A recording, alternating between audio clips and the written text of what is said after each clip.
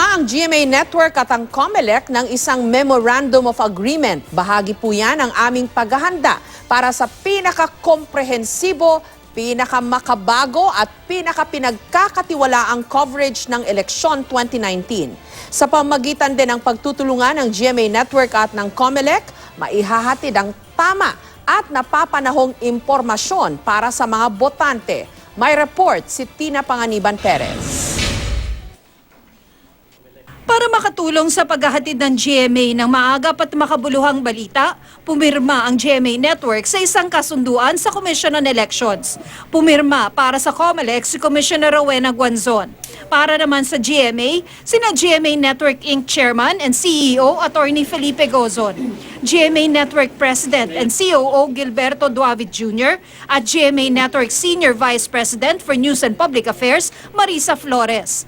Isa sa mga nakasaad sa kasunduan ng pagkakaroon ng GMA ng electronic na kopya ng election returns. Dito makikita ang bilang ng mga boto sa lahat ng posisyon sa isang polling precinct.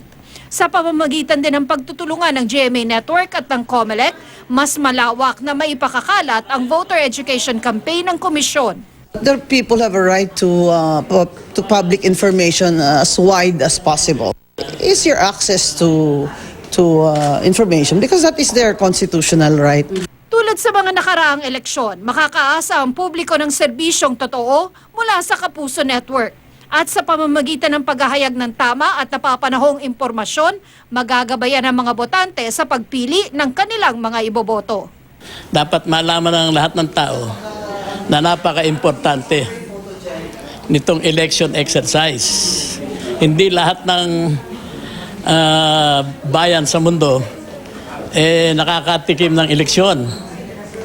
At wala pang ibang sistema sa aking pananaw na makakapalit sa demokrasya. Dapat gamitin natin yung karapatan na yan para maiboto natin ang mga dapat iboto. Tina Panganiban Perez, GMA News.